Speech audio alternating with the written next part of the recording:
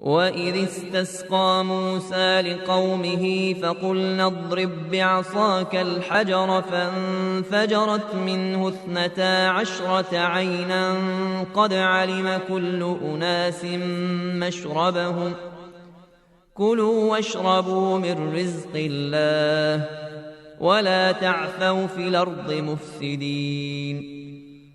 وإذ قلتم يا موسى لن نصبر على طعام واحد فادع لنا ربك يخرج لنا مما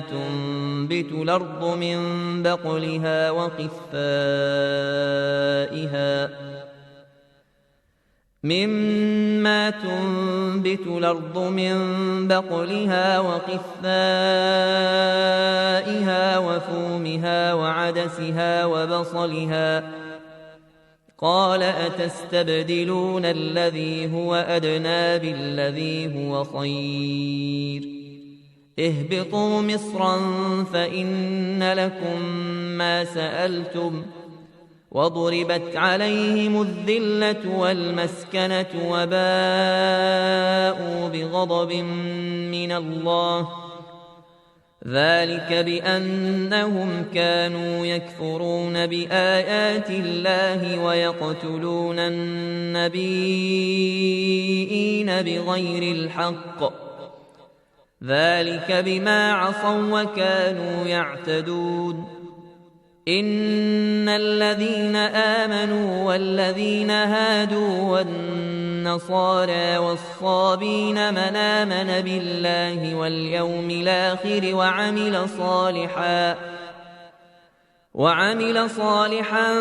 فلهم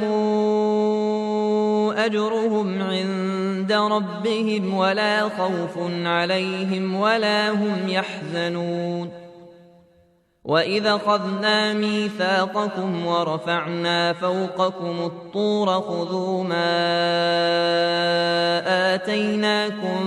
بقوة واذكروا ما فيه لعلكم تتقون ثم توليتم من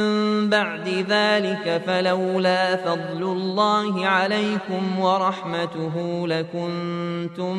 من الخاسرين